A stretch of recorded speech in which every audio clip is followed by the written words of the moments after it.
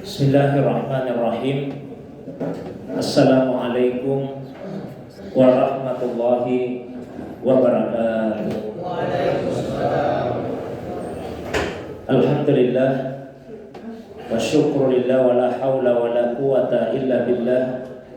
Wassalatu wassalamu ala rasulillah nabiyil mustafa wa ala alihi wa ashabihi wa mawalah, amma ba'du. Jamaah subuh yang dirahmati, dimuliakan oleh Allah Subhanahu wa taala. Dalam sebuah hadis yang diriwayatkan oleh Imam Ibnu Khuzaimah dalam kitab sahihnya dari Jabir bin Abdullah, semoga Allah meridainya, beliau bercerita, anna Nabiya sallallahu alaihi wasallam raqiyal minbar, bahwasanya Nabi sallallahu alaihi wasallam suatu hari naik ke atas mimbar. Falamma raqiya ad-darajatal ula qala amin. Ketika beliau berada di anak tangga mimbar yang pertama, beliau mengucapkan amin. Summa raqiya as-tsaniyah faqala amin. Kemudian pada saat beliau berada di anak tangga mimbar yang kedua, beliau kembali mengucapkan amin. Summa raqiya as-tsalitsah faqala amin. Kemudian ketika beliau berada di anak tangga mimbar yang ketiga, beliau kembali mengucapkan amin. Faqalu, para sahabat kemudian bertanya, ya Rasulullah, inna sami'naka taqulu amin salasa marrat. Sesungguhnya kami mendengarkanmu mengucapkan amin sampai 3 kali. Maka Nabi menjelaskan, lamma raqitul mimbar, ketika saya naik ke atas mimbar, ja'ani Jibril menemui saya. Waqala, lalu kemudian Jibril berkata, Syaqiya abdun adraka Ramadan fansalakha minhu walam yukfar lahu. Sungguh celakalah seorang hamba yang mendapati Ramadan, lalu Ramadan itu meninggalkannya sementara ia belum diampuni. Kemudian setelah itu Jibril berkata lagi, Syaqiya abdun adraka walidayhi au ahadahuma falam yudkhilahu al-jannah. Sungguh celakalah seorang hamba yang mendapati kedua orang tuanya atau salah satu dari kedua orang tuanya, namun keberadaan mereka tidak memasukkannya ke surga.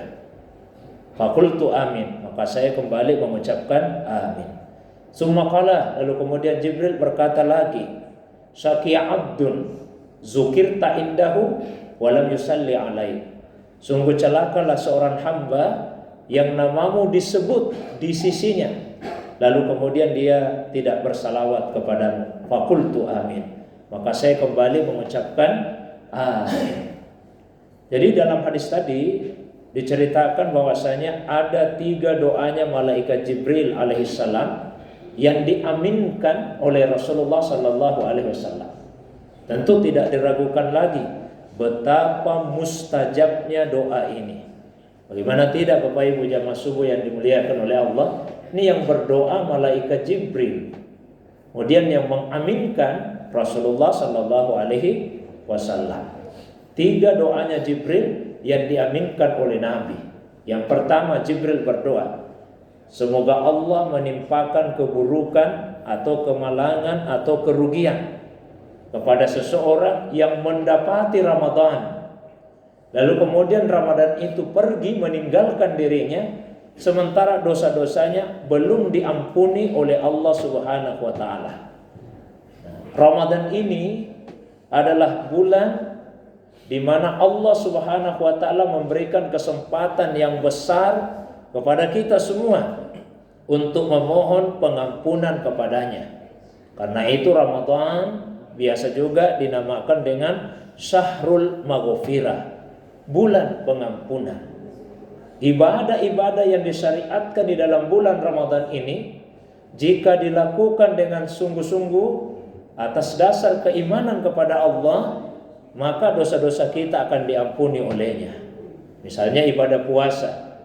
Di dalam hadis riwayat Bukhari dan Muslim disebutkan bahwasanya Nabi SAW bersabda, man shoma ramadhana imanan wahtisaban ghufira lahu ma taqaddama min dzambi. Barang siapa yang melaksanakan puasa Ramadan, dia lakukan itu atas dasar iman dan mengharapkan pahala dari Allah, diampuni dosa-dosanya yang terdahulu. Begitu juga ibadah di malam Ramadan. Nabi SAW menjanjikan, man qama ramadana imanan wahtisaban ghufira lahu ma taqaddama min zambi. Barang siapa yang menghidupkan malam Ramadan atas dasar iman dan mengharapkan pahala dari Allah, diampuni dosa-dosanya yang terdahulu. Banyak ibadah yang disyariatkan di malam-malam Ramadan. Misalnya, tentu saja yang menjadi kekhususan Ramadan, salat tarawih. Tapi bukan hanya salat tarawih, termasuk juga tadarus Al-Quran. Dan ini adalah kebiasaan Nabi bersama dengan malaikat Jibril. Selama 1 bulan Ramadan, tadarus Al-Quran.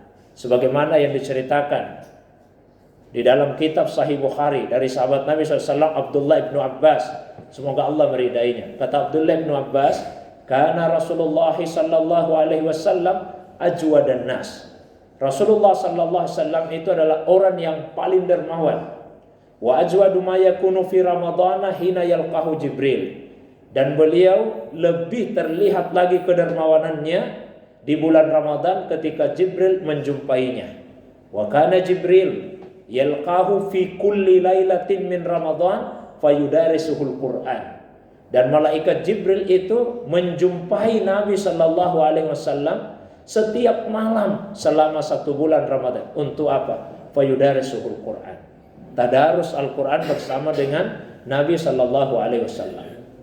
Ya, sehingga seyogianya kita berusaha menghidupkan sunnah Nabi SAW. Salat tarawih, kemudian tadarus Al-Quran. Usahakan agar kita bisa menghatamkan Al-Quran minimal 1 kali di dalam bulan Ramadan. Karena itulah hikmahnya. Mengapa dulu para ulama membagi Al-Quran itu menjadi 30 juz. Jadi Bapak Ibu sekalian, pembagian Al-Quran menjadi 30 juz itu sebetulnya tidak dikenal di masa Nabi Sallallahu Alaihi Wasallam. Kalau di masa Nabi, pembagian Al-Quran yang dikenali ya berdasarkan surah, 114 surah.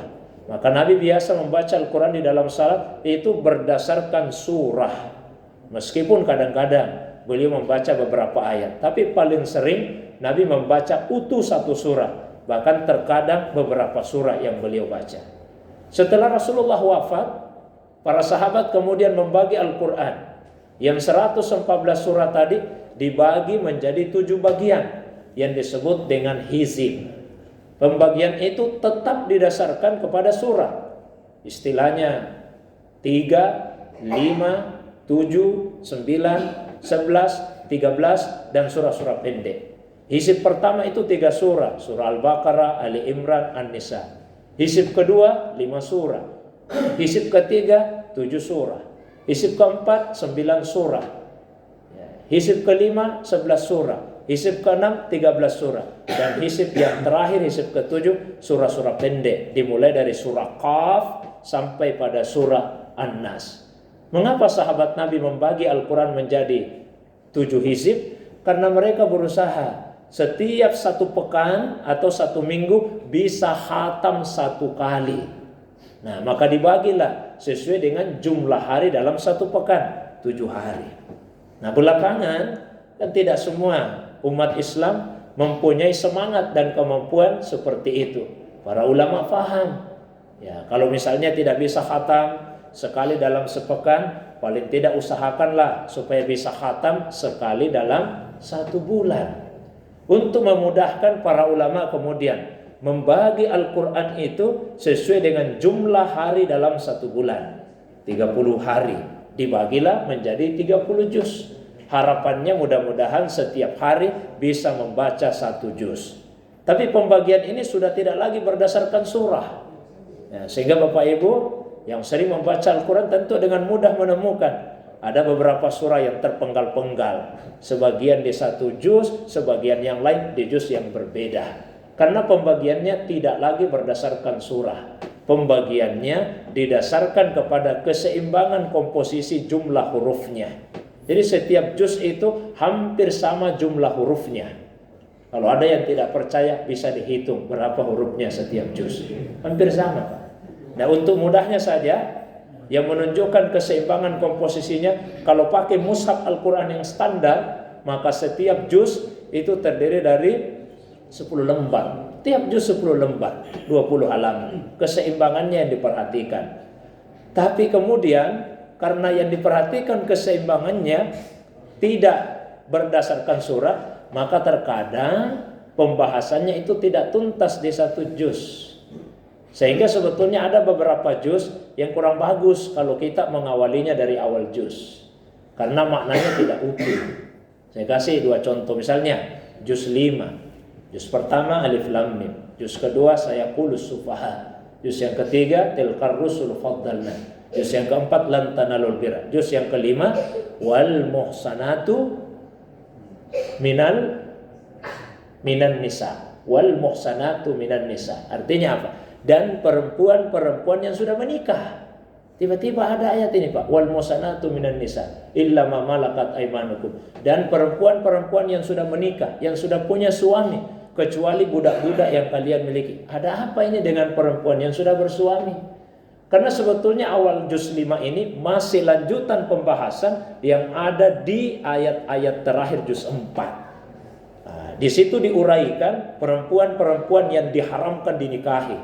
Hurrimat alaikum ummahatukum. Diharamkan bagi kalian menikahi ibu-ibumu. Wa banatukum, menikahi anak perempuanmu. Wa akhawatukum, menikahi saudara-saudara perempuanmu. Wa ammatukum, menikahi tante-tantemu, saudaranya bapakmu. Wa khalatukum, dan menikahi tante-tantemu, saudaranya ibu, dan seterusnya, Pak. Lanjut ke awal juz 5. Wal muhsanatu minan nisa, dan perempuan-perempuan yang sudah bersuami. Maksudnya apa? Ya diharamkan juga menikahi perempuan yang sudah ada suaminya. Masa perempuan yang sudah ada suaminya mau dinikahi?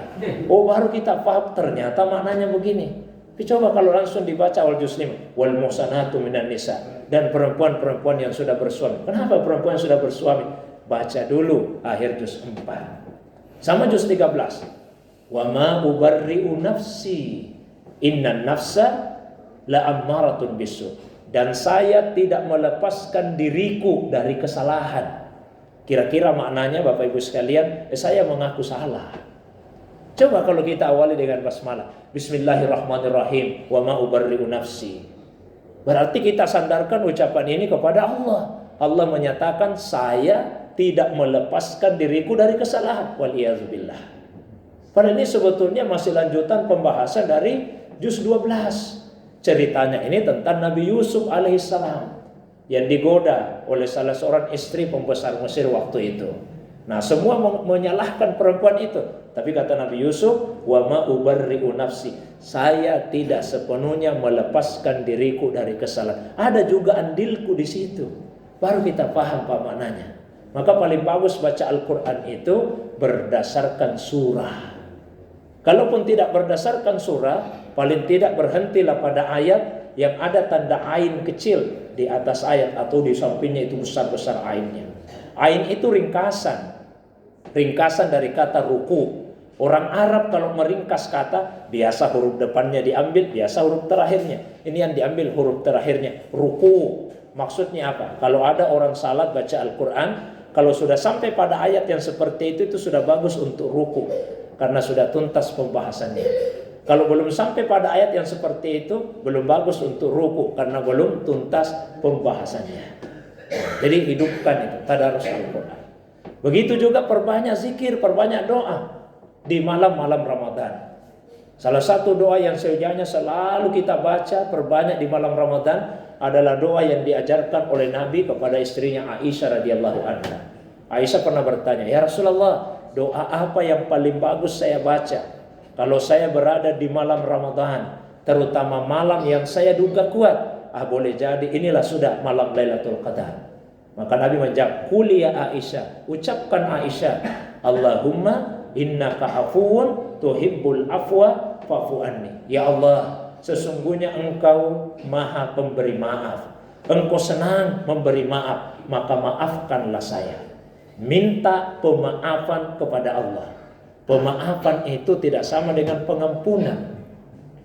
Kalau kita beristighfar, yang kita minta kepada Allah pengampunan. Astaghfirullah, itu yang kita minta pengampunan. Faghfirli, yang kita minta pengampunan. Tapi kalau doa tadi dibaca, yang diminta bukan pengampunan, tapi pemaafan. Loh, apa bedanya pengampunan dengan pemaafan? Meminta agar dosa itu diampuni maknanya adalah minta agar dosa ditutupi. Pengampunan itu artinya ditutupi. Kan banyak dosa ini Bapak Ibu yang kita lakukan, termasuk saya. Tapi Allah tidak langsung menghukum kita atas perbuatan dosa itu, karena Allah menutupinya.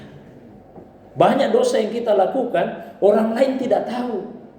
Bukan karena kita yang pandai menyembunyikan dosa itu, tapi karena Allah yang menutupinya. Seandainya Allah mau singkapkan, mau perlihatkan dosa-dosa yang kita lakukan, tidak ada penceramah yang kita mau dengarkan ceramahnya. Banyak juga dosanya ternyata ustaz ini yang ceramah. Tapi Bapak Ibu sekalian, Allah sayang kepada kita, ditutupi dosa-dosa itu karena kita sering meminta pengampunan kepada Allah. Jadi minta ampun artinya minta kepada Allah agar dosa ditutupi. Tapi kalau sesuatu itu ditutupi, sebetulnya dia masih ada, belum hilang. Cuma tidak kelihatan saja karena ditutupi. Kalau kita minta pemaafan, yang diminta itu adalah penghapusan. Jadi orang yang minta maaf kepada Allah, dia meminta agar dosa-dosanya dihapuskan, tidak sekedar ditutupi. Allahumma innaka afuun, ya Allah sesungguhnya engkau afu, maha menghapus dosa.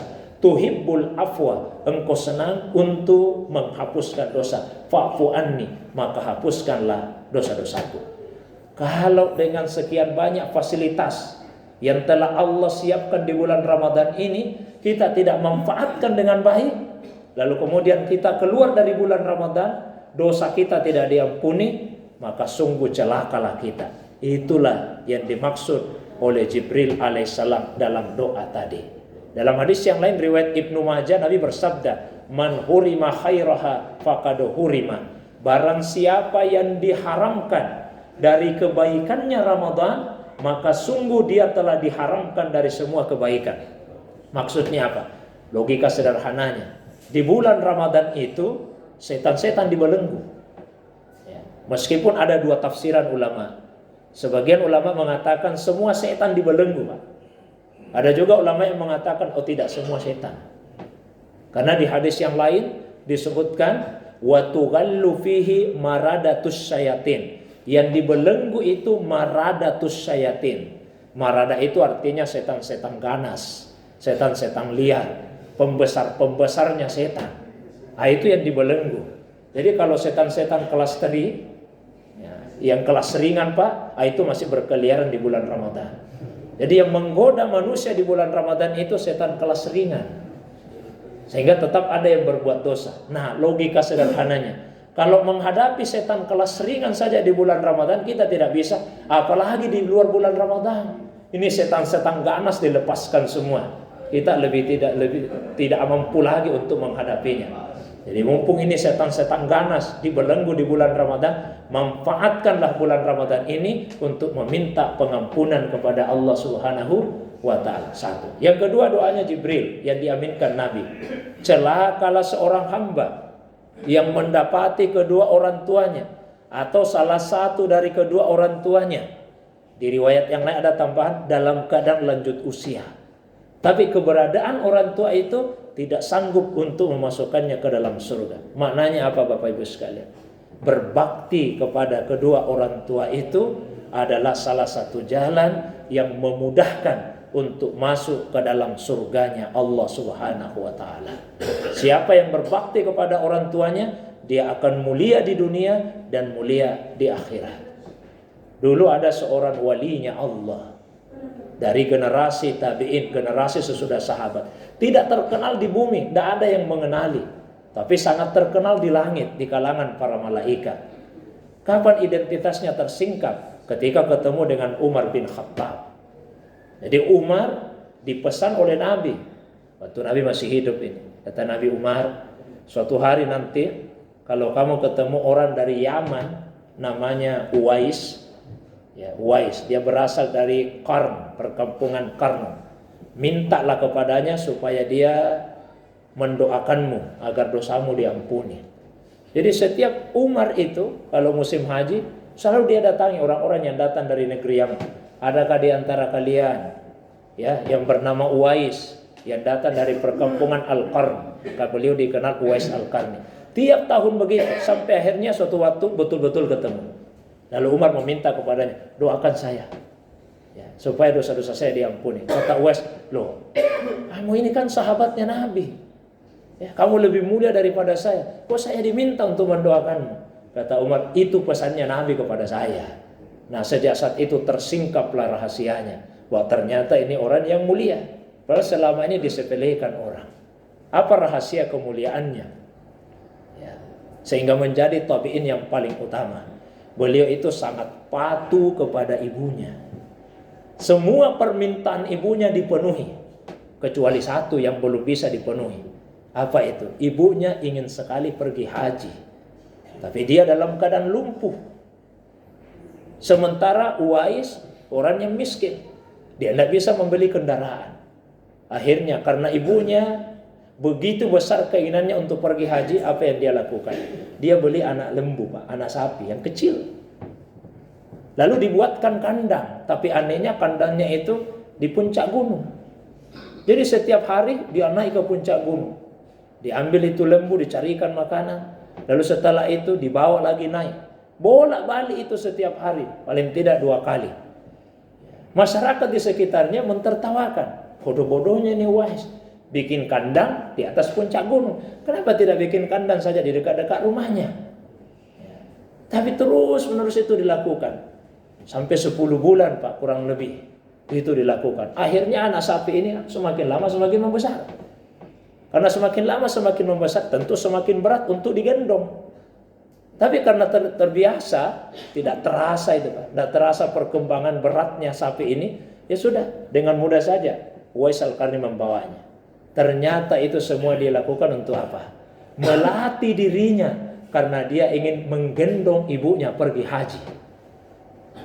Maka setelah dirasa cukup kuat, kira-kira ini besarnya ibu saya sudah seperti ini sapi yang sudah biasa saya gendong. Digendonglah ibunya pergi haji. Dan ketika tawaf, doa yang dibaca berulang-ulang itu satu. Apa doanya Uwais? Ya Allah, ampuni dosanya ibuku. Itu saja yang dibaca, ya Allah ampuni dosanya ibuku. Ibunya kemudian bertanya, nah kenapa kamu tidak pernah meminta supaya dosamu juga diampuni? Apa jawabannya Uwais? Ibu, cukuplah bagi saya untuk meminta kepada Allah agar dosa ibu diampuni. Kalau dosa ibu sudah diampuni, Allah akan memasukkan ibu ke dalam surga. Kalau ibu ada di dalam surga, ibu tidak mungkin ridha kalau saya juga tidak masuk surga. Jadi biarlah saya masuk surga melalui perantaraan keridaannya ibu. Ini rahasia kemuliaannya. Ternyata kalau kita ingin menjadi walinya Allah, rahasianya ada di dalam rumah kita sendiri. Berbaktilah kepada ibu. Ada sahabat namanya Jahimah datang ke Nabi, minta izin untuk ikut berjihad di jalan Allah. Lalu Nabi tanya, ibumu masih hidup? Masih hidup ya Rasulullah. Tapi kalau begitu pulanglah. Berbaktilah kepada ibumu. Jihadmu ada pada baktimu kepada ibumu. Ini besar, Pak, kemuliaannya berbakti kepada orang tua. Maka sungguh rugilah siapapun di antara kita yang masih hidup orang tuanya. Apalagi kalau sudah dalam keadaan lanjut usia, lalu ia tidak berbakti kepada orang tuanya tersebut, khususnya ibunya. Di surah Al-Ahqaf, urutan surah 46 ayat 15, Allah SWT memerintahkan di ayat itu untuk berbakti kepada ayah dan ibu, khususnya kepada ibu. Dan di situ juga lah ditemukan rahasianya, mengapa Rasulullah SAW dalam hadis menempatkan ibu itu 3 derajat di atas bapak. Karena ternyata ada 3 hal yang cuma seorang ibu yang pernah merasakan susahnya. Kita ini, Pak, yang laki-laki tidak pernah merasakan susahnya. Yang pertama, hamil. Cuma ibu saja yang merasakan susahnya hamil. Kita yang laki-laki, Pak, tidak pernah merasakan susahnya hamil. Cuma tahu menghamili saja. Istri kita itu berat itu hamil, Pak. Yang kedua, yaitu melahirkan. Berat itu melahirkan. Al-Quran sampai membahasakan lemah di atas lemah, susah di atas susah. Itu bahasa Al-Quran untuk menggambarkan proses kelahiran. Sepertinya memang berat, karena saya perhatikan istri saya setiap melahirkan, saya tanya, kayaknya sakit sekali. Ya, bahkan kadang-kadang kalau melahirkan, saya sampaikan, ini sudah yang terakhir ini. Ya, alhamdulillah sampai sekarang 6 kali sudah melahirkan. Kalau yang terakhir sudah tidak terasa sampai 6 kali melahirkan. Kemudian yang ketiga, menyusui. Cuma ibu yang pernah merasakan susahnya menyusui. Enak-enak tidur di malam hari, bayinya merengek, minta untuk menyusui, disusui lagi, Pak. Minta susu, disusui lagi.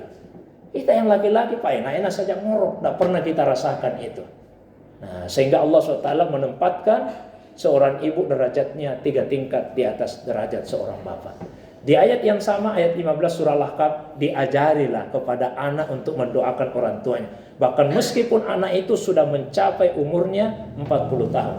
Hatta idza balagha asyuddah wa balagha arba'ina sana. Apabila anak itu sudah mencapai usia puncak kematangannya, yaitu ketika usianya 40 tahun, qala, hendaklah ia membaca doa.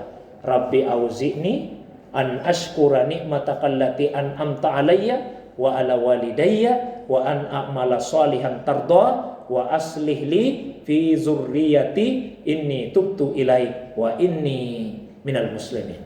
Tuhan, beri saya ilham supaya saya bisa mensyukuri nikmat yang telah Engkau karuniakan kepadaku dan nikmat yang telah Engkau karuniakan kepada kedua orang tuaku.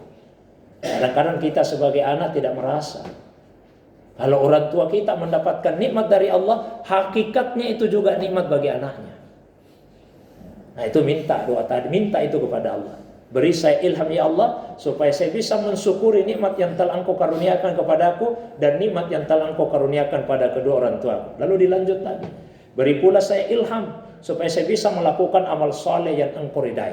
Nah, selanjutnya untuk anak, beri saya kebaikan ya Allah, kebaikan itu mengalir kepada anak cucu saya.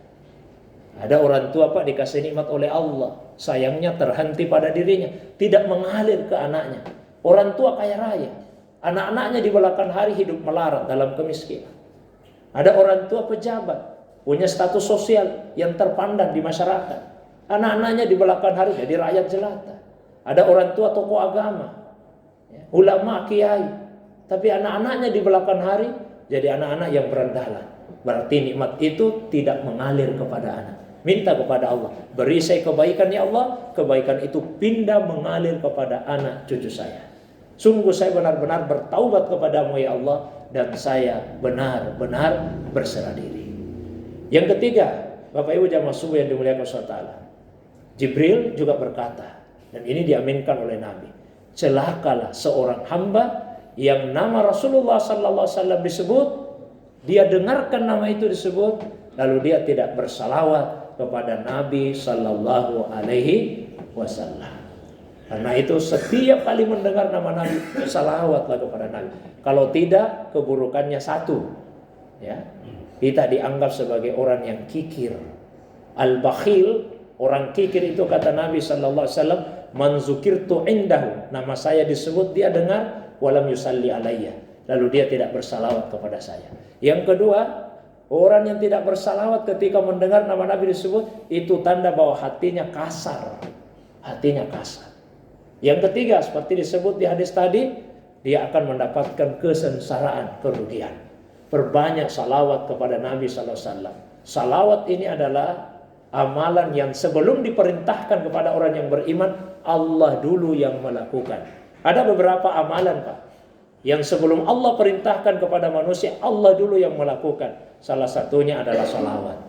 Innallaha wa malaikatahu yusalluna 'alan nabi. Sesungguhnya Allah dan para malaikat senantiasa bersalawat kepada Nabi. Ya ayyuhalladzina amanu, wahai orang-orang yang beriman, sallu alaihi wa sallimu taslima. Salawatlah kepadanya dan ucapkanlah salam penghormatan. Jadi kalau ada yang bertanya, apa yang dilakukan oleh Allah sekarang? Salah satu jawabannya, Allah sekarang bersalawat kepada Nabi. Kan lihat itu disebutkan, Allah itu terus menerus senantiasa bersalawat kepada Nabi. Salah satu keutamaan bagi mereka yang rajin bersalawat, Nabi bersabda, man shalla alayya salatan sallallahu alaihi biha asra.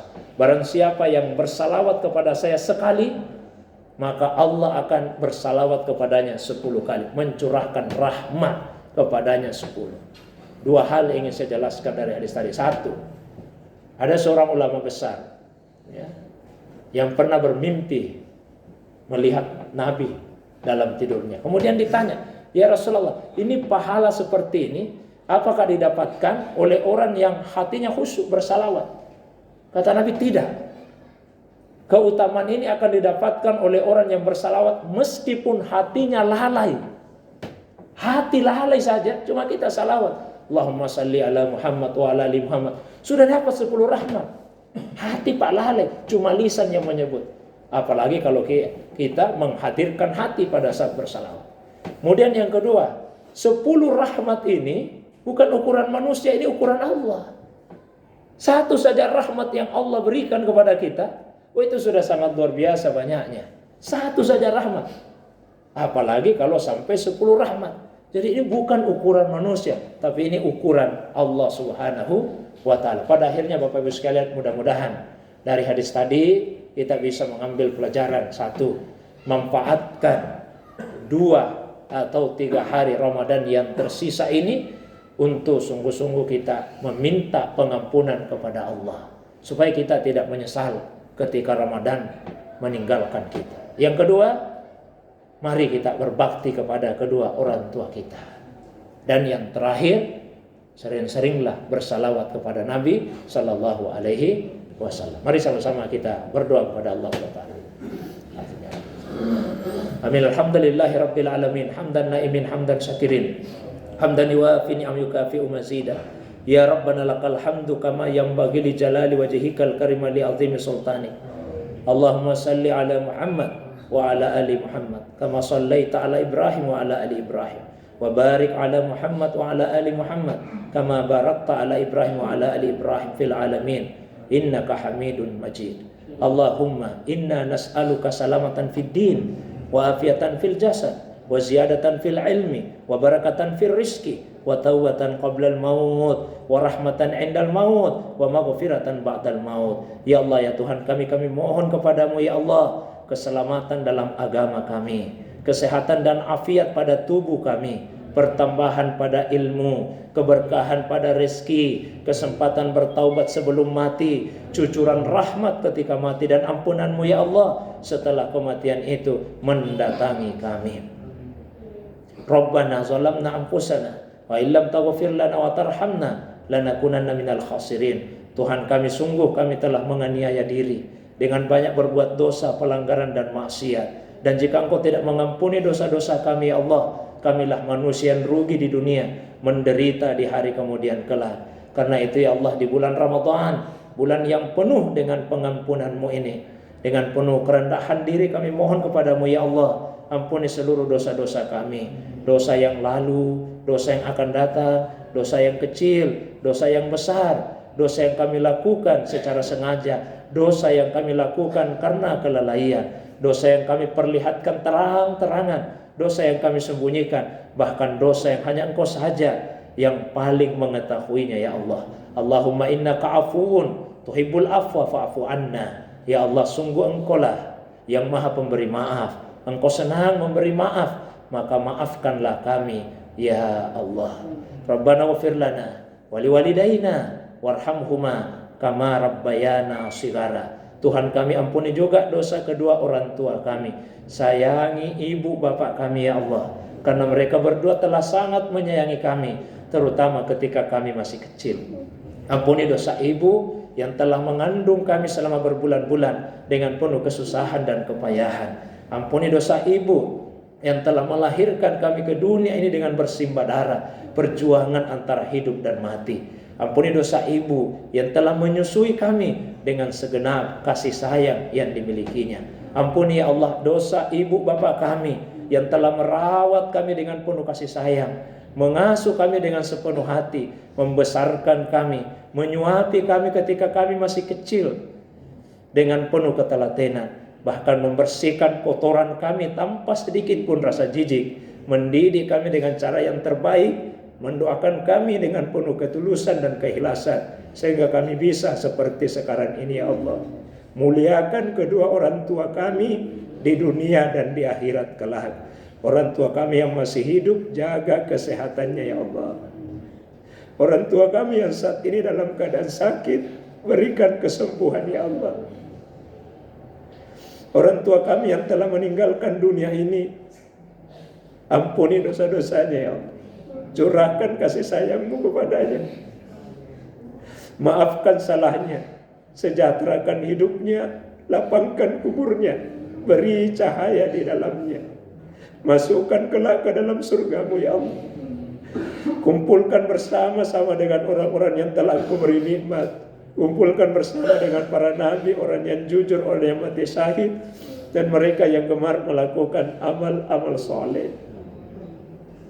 Sebagai anak, kami tidak akan pernah tega melihat orang tua kami tersiksa di hari kemudian kelak ya Allah. Karena itu hindarkan, jauhkan, lindungi, pelihara. Selamatkan kedua orang tua kami dari siksa api neraka. Masukkan keduanya ke dalam surga-Mu, tempat yang penuh dengan pengampunan. Bukankah Engkau ya Allah jauh lebih menyayangi kami dibandingkan kasih sayang orang tua kami kepada kami? Karena itu ya Allah, curahkanlah kasih sayang-Mu kepada kedua orang tua kami. Ampuni dosa kedua orang tua kami ya Allah. Ampuni juga dosa-dosa kami yang berkaitan dengan hak mereka berdua. Sebagai anak kami sadar sampai detik ini kami belum mampu memberikan perhatian yang terbaik, penghormatan yang semestinya, kasih sayang yang setulus-tulusnya kepada kedua orang tua kami. Sebaliknya betapa sering kami menyakiti hati mereka berdua, berkata-kata kasar, bahkan tidak jarang membuat air mata ibu kami menetes. Kami lupa diri Allah. Kami lupa bahwa darah yang mengalir dalam tubuh kami adalah darah yang berasal dari kedua orang tua kami. Kami lupa bahwa daging yang tumbuh dalam tubuh kami adalah daging yang berasal dari air susu ibu kami. Karena itu muliakan ya Allah kedua orang tua kami dunia akhirat. Rabbana hab lana min azwajina wa dzurriyyatina qurrata a'yun waj'alna lil muttaqina imama. Tuhan, kami jadikan pasangan hidup dan anak keturunan kami menjadi penyejuk mata kami. Jadikan kami sebagai teladan bagi orang-orang yang bertakwa. Himpunlah kami sekeluarga dalam surga-Mu kelak, sebagaimana Engkau telah menghimpun kami dalam kehidupan rumah tangga di dunia ini. Apa artinya Engkau satukan kami di dunia ya Allah, kalau kemudian Engkau cerai-beraikan kami di hari kemudian kelak. Allahumma ghafir lana wa li masyayikhina wa li ikhwanina minal muslimin al muslimat wal mu'minina wal mu'minat al ahya'i minhum wal amwat innaka sami'un qaribun mujibu da'wat ya qadiyal hajat. Ya Allah, ampuni dosa guru-guru kami, para masyayikh kami, dan siapapun yang telah mengajarkan ilmu dan adab dalam kehidupan kami. Muliakanlah guru-guru kami dengan sebab ilmu dan adab yang telah mereka ajarkan. Angkatlah derajat mereka di dunia dan di akhirat kelak. Ampuni juga dosa saudara-saudara kami, orang Islam laki-laki, orang Islam perempuan, orang beriman laki-laki, orang beriman perempuan, yang masih hidup di dunia ini, terutama yang telah meninggalkan dunia ini.